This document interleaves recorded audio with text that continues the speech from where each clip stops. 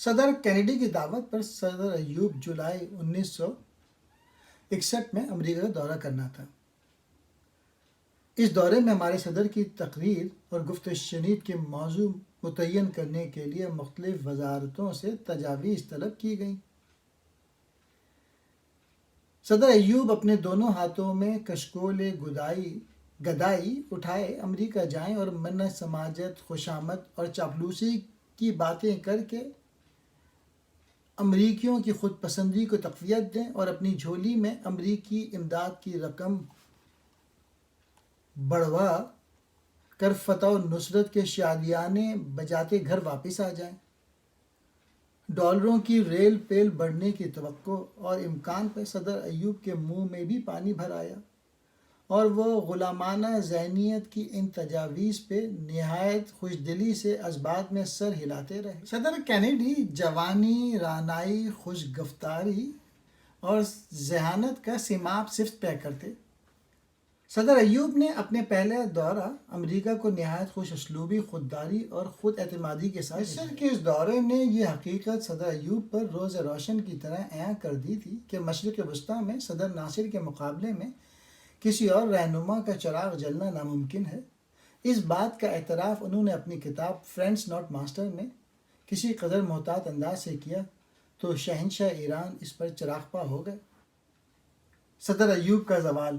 صاحب اقتدار کا زوال سب سے پہلے اس کے اپنے اندر شروع ہوتا ہے۔ یہ فیصلہ کرنا مشکل ہے کہ صدر ایوب کی نیت کو گھن لگنا کس وقت شروع ہوا۔ انہی دنوں اچانک یہ افواہ بڑی تیزی سے گردش کرنے لگی کہ صدر ایوب پہ فالج کا حملہ ہوا ہے اور وہ اٹھنے بیٹھنے اور چلنے پھرنے سے معذور ہو گئے ہیں۔ چنانچہ مسٹر بھٹو نے حیدرآباد میں ایک جلسہ عام منعقد کرنے کا اعلان کیا۔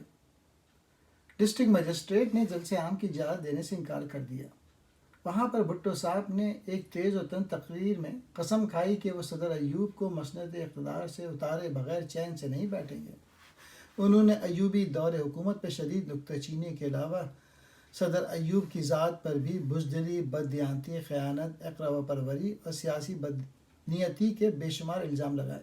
چاروں طرف بھٹو صاحب کا طوطی بول گیا۔ 2 روز بعد مسٹر بھٹو خان عبدالولی خان کو دوسرے بہت سے اہم سیاستدان سمیت ڈیفنس آف پاکستان رولز کے تحت گرفتار کر لیا گیا۔ ان گرفتاریوں نے جلتی پر تیل کا کام کیا۔ مغربی پاکستان کے تقریباً ہر بڑے شہر میں شدید ہنگاموں نے مزید زور پکڑ لیا۔ اس روز مجھے پہلی بار یہ احساس ہوا کہ صدر ایوب مسلح افواج کی حمایت سے قطعی طور پہ ہاتھ۔ ایک روز وہ راولپنڈی میں کتابوں کی دکان سے باہر نکل رہے تھے تو کچھ طلباء نے انہیں گھیر لیا۔ ایک لڑکے نے کہا، سر آپ دوبارہ صدارت کیوں نہیں سنبھالتے؟ ایوب خان نے مسکرا کر جواب دیا، بیٹا اب ایوب کتا بڈھا ہو گیا۔ جنرل یحییٰ کے اقتدار میں آتے ہی حالات نے کچھ ایسا رنگ اختیار کیا کہ میں نے سول سروس آف پاکستان سے استعفیٰ دے دیا۔ عمر کے لحاظ سے اس وقت میری ملازمت کے ابھی 8 یا 9 برس باقی تھے۔ عفت 17 جون 1974۔ آج عفت مر گئیں۔ میں اسے مذاقاً اپنی بڑھیا کہا کرتا تھا۔ جب میں نے اس کا پاسپورٹ نکال کے پڑھا تو میرا کلیجہ دھک سے رہ گیا۔ اس کی عمر فقط 41 برس تھی، لیکن میرے لیے وہ ہمیشہ میری بڑھیا کی بڑھیا ہی رہی۔ میرا ایک بیٹا تھا اور اس کا نام ثاقب۔ ثاقب کا شمار نہ سامان میں آتا ہے نہ احباب میں۔ یہ 12 سال کا بچہ میرے لیے ایک دم بوڑھا ہو گیا۔